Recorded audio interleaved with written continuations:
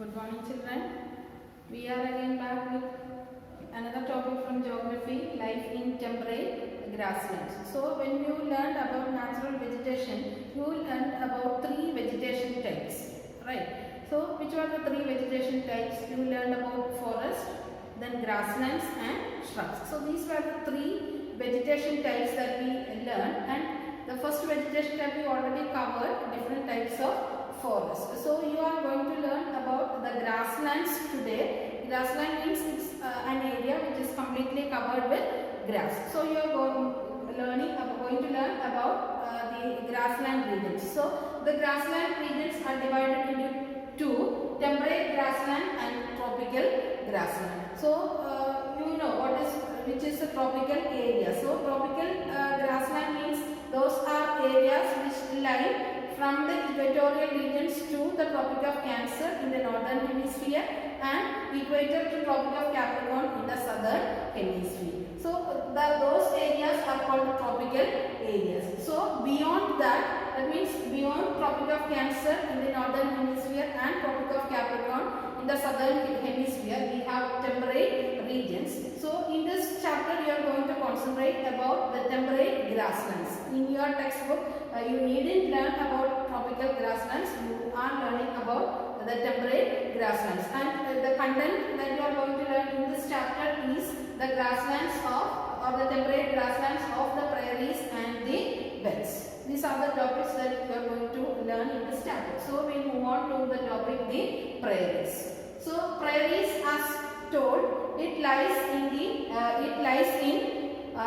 North America, and these prairies or these grasslands cover most parts of USA and Canada. USA and Canada, it's entirely covered by the grasslands which you call by the name as prairies. And prairies, the word prairie originated from a Latin word priata, which means meadows. Meadows means they are grasslands, full grasslands. Meadows you often have read about in your English classes and all. You might have come across the word as meadows.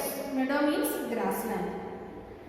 So these natural vegetation, that means either it may be prairies or wells, they are areas which are fully covered with grass, and since they lie in this temperate region, you call them as temperate grassland, or you call it as the grassland regions. So the prairies are the temperate grasslands which you find in North America, and see, these regions are flat and they are gently sloping. Either they may be gently sloping or they may be hilly areas, and most parts of these grassland areas are treeless. Treeless means there are no trees to be found in these areas. That means they are fully covered by grass. And see, near river valleys and all, you can see small trees. Very rarely you can see, and very rare trees also you can find in these areas. And now see, these grasses, that means these grasslands are very tall. It grows up to about 2 meters in height,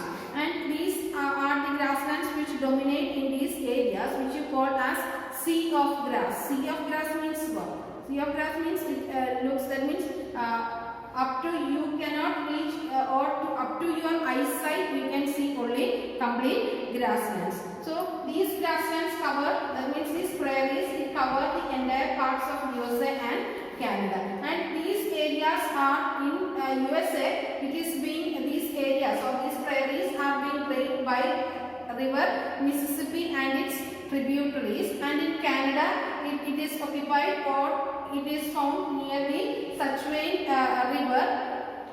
And see, these areas or these grassland areas are the home of a number of American Indians, which you also call as Blackfoot Indians.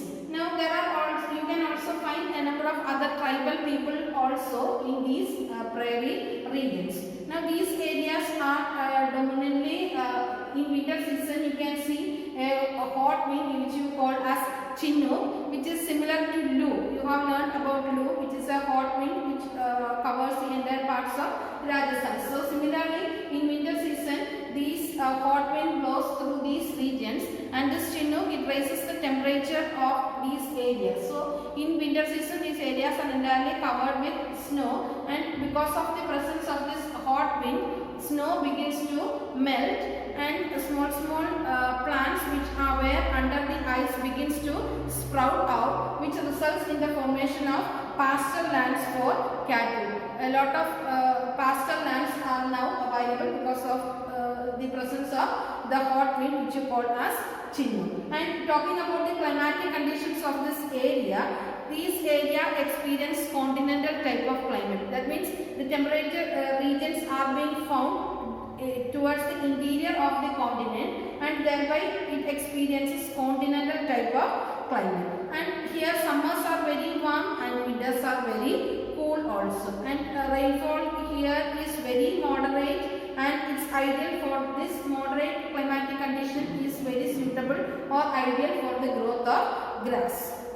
Next is related to the flora and fauna, that is a plant and animal life that is being formed. Already we learned these prairies are treeless areas, and see very few trees are found in areas where there is the availability of water. So places receiving more than 50 centimeters of rainfall, some sort of farming is being done. And the major crops that is being grown in these areas include maize, then potatoes are grown, soybean is also grown there, then cotton, alfalfa grass. These are some of the crops that is being grown in these areas.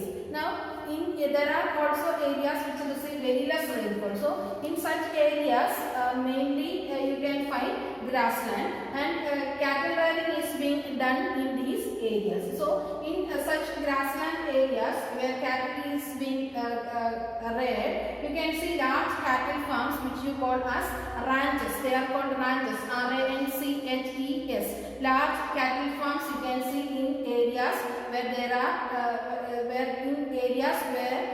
there is less rainfall and grasses are being found. And these cattle are being reared in groups, and these cattle are being reared by a group of herdsmen which you call as cowboys. Now the important animal that is being found in this area is bison, and these bison are being hunted, and therefore it is now a protected species now because of hunting of this animal. And so a variety of other animals like rabbits are also being found in these areas. Now the people living in these regions, they are very hardworking people, and they have utilized science and technology to its maximum, and thereby they have utilized their available natural resources. That means they have exploited their natural resources to their maximum. And because of this use of science and technology, this USA and Canada has now become the two developed countries of the world. And the scientific methods, say for farming processes, they use modern scientific methods. They use tractors, they use threshers, they use harvesters. So all these machines are being utilized, and thereby, even though a little portion of their land is utilized for agriculture, they are rather than using for their domestic purposes, they are able to grow surplus crops, and these surplus crops is being exported also, which earn a foreign exchange, a lot of foreign exchange to the country, and thereby these areas are called as the breadbasket of the world. We also call them as the granaries of the world, granaries of wheat production. So wheat is the main or major crop that is being cultivated in this areas. So other than wheat, maize is also grown, then there are rubber plantations are there, then tobacco is another crop that is being grown here. Now dairy farming is also another important occupation that is being done by the people here. So you can see a lot of food processing industries also here.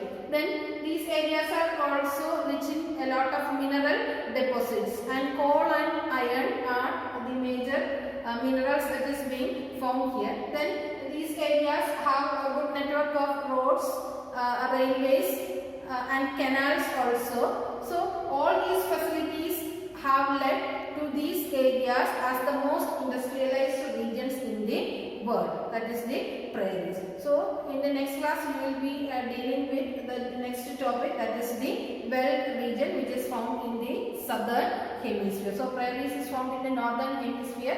That is what you dealt with. Now hope you understood the topic. Go through your textbook also. Thank you.